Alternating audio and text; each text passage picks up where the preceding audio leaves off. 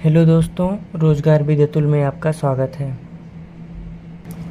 आज हम लोग बात करने वाले हैं एसएससी एमटीएस एग्ज़ाम एनालिसिस 2023 की 19 मई को जो फर्स्ट शिफ्ट में जीके के प्रश्न आए थे उसके बारे में। तो चलिए देखते हैं पहला क्वेश्चन क्या था।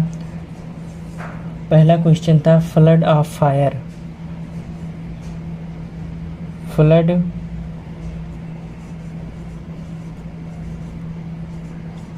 ऑफ फायर पुस्तक के लेखक कौन हैं? पुस्तक के लेखक कौन हैं?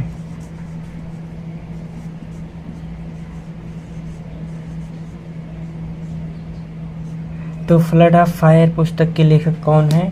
तो अमिताभ घोष हैं। कौन है? अमिताभ घोष।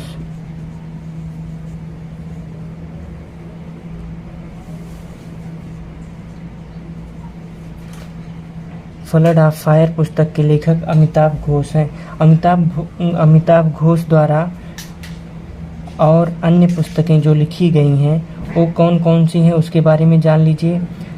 वो भी एग्जाम में पूछी जा सकती हैं। तो पहला कौन सा है? The shadow lines. The shadow lines. The shadow lines ये भी अमिताभ घोष द्वारा लिखी गई है। और दूसरा है द ग्लास पैलेस।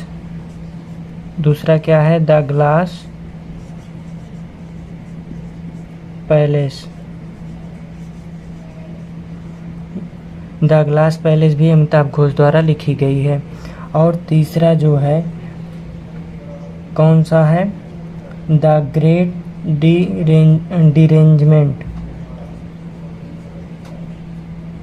तीसरी पुस्तक कौन सी उनकी? The great derangement.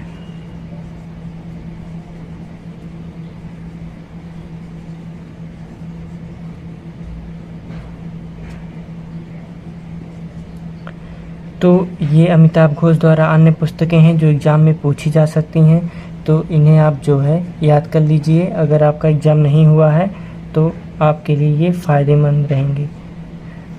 दूसरा प्रश्न क्या था जो एग्ज़ाम में पूछा गया था? सत्रिया के जनक कौन हैं?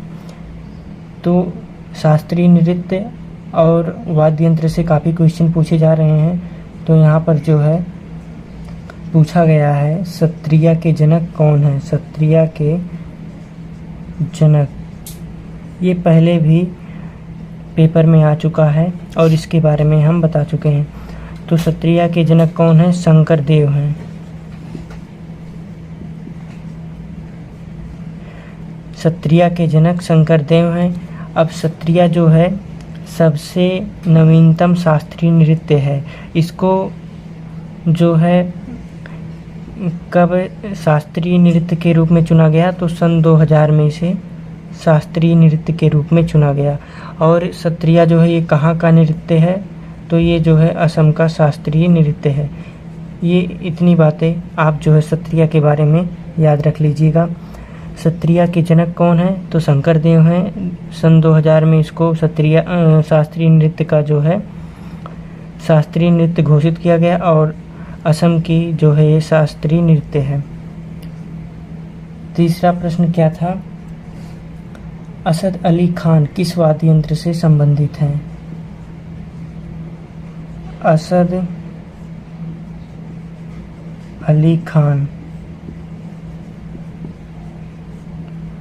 किस वाद्य यंत्र से संबंधित हैं? तो ये किससे संबंधित हैं? ये रुद्रवीणा से संबंधित हैं। रुद्रवीणा। असद अली खान रुद्रवीणा से संबंधित हैं। पांचवा क्वेश्चन क्या था? चौथा क्वेश्चन क्या था? मकर संक्रांति में किस भगवान की पूजा की जाती है? मकर संक्रांति में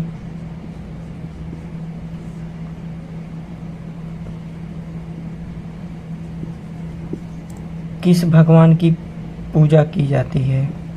किस भगवान की पूजा की जाती है? तो मकर संक्रांति में किस भगवान की पूजा की जाती है? सूर्यदेव की पूजा की जाती है। मकर संक्रांति में सूर्यदेव की पूजा की जाती है। और 5वां क्वेश्चन क्या था, मणिपुरी नृत्य किसका प्रतिनिधित्व करता है। जो मणिपुरी शास्त्रीय नृत्य है, मणिपुरी नृत्य किसका प्रतिनिधित्व करता है, किसका प्रतिनिधित्व करता है।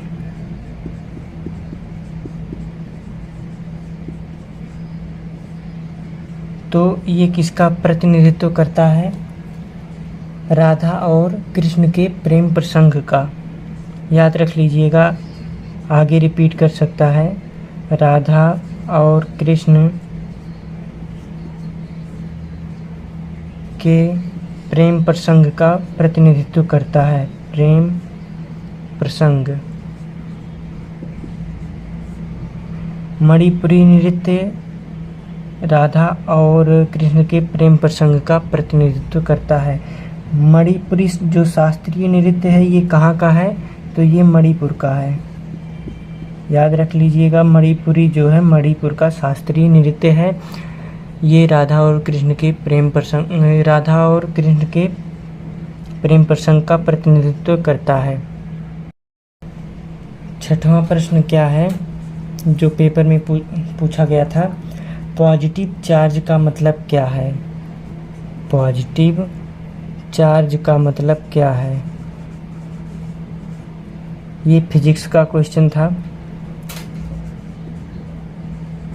तो पॉजिटिव चार्ज का मतलब क्या होता है, तो इसका मतलब होता है कि इलेक्ट्रॉन की तुलना में प्रोटॉन जो है ज़्यादा होते हैं। इलेक्ट्रॉन की तुलना में प्रोटॉन अधिक होते हैं।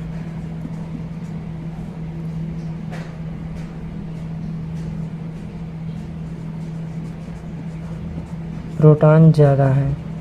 पॉजिटिव चार्ज का मतलब होता है इलेक्ट्रॉन की तुलना में प्रोटॉन ज़्यादा है। यहाँ पर ये E है, E के ऊपर माइनस, इस तरह से इलेक्ट्रॉन को दर्शाते हैं। और 7वां प्रश्न क्या है जो एग्जाम में पूछा गया है, सूर्य की रोशनी की कमी से कौन से विटामिन की कमी होती है। तो ये सभी लोगों को पता होता है, सूर्य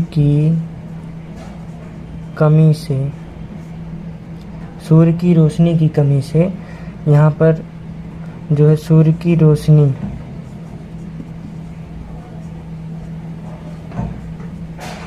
की कमी से किस विटामिन की कमी होती है, तो यहाँ पर जो है विटामिन डी की कमी होती है। विटामिन डी, सूर्य की रोशनी की कमी से विटामिन डी की कमी होती है। और विटामिन डी की कमी से होने वाला रोग कौन सा है, रिकेट्स होता है, जिसमें हड्डियां कमज़ोर हो जाती हैं। और 8वां प्रश्न क्या है, 2021 में मेजर ध्यानचंद अवार्ड किस क्रिकेटर को मिला। 2021 में मेजर ध्यानचंद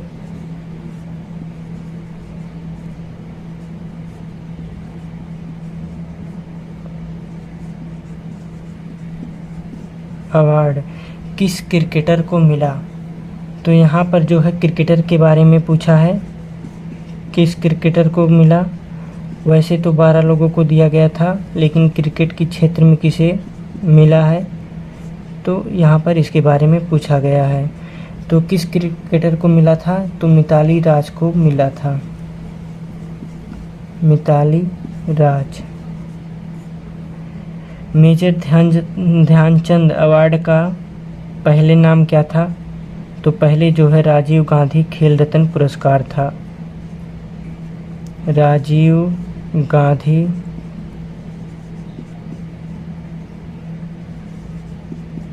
खेल रत्न पुरस्कार।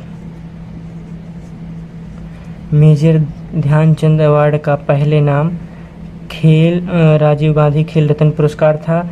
और ये 2021 में मिताली राज को मिला, जो कि एक क्रिकेटर है भारतीय महिला टीम की। 9वां प्रश्न क्या था? भारत के 50वें मुख्य न्यायाधीश कौन है? भारत के 50वें मुख्य न्यायाधीश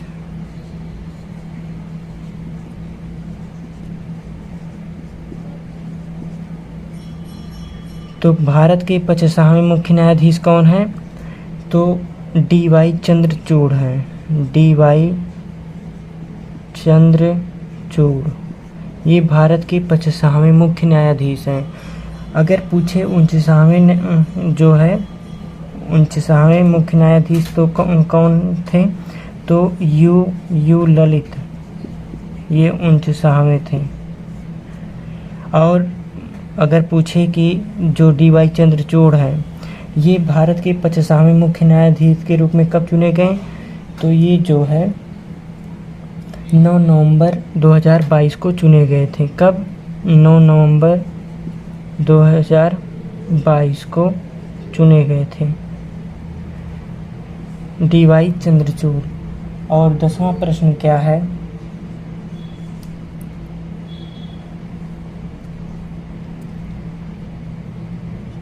किस राज्य या यूटी में नगर निगम संशोधन अधिनियम 2022 द्वारा 3 नगर निगमों का विलय किया गया है? किस राज्य या यूटी द्वारा किस राज्य या यूटी में नगर निगम संशोधन अधिनियम 2022 द्वारा, किसके द्वारा? नगर निगम संशोधन अधिनियम 2022 द्वारा 3 नगर निगमों का विलय किया गया है। 3 नगर निगमों का विलय किया गया।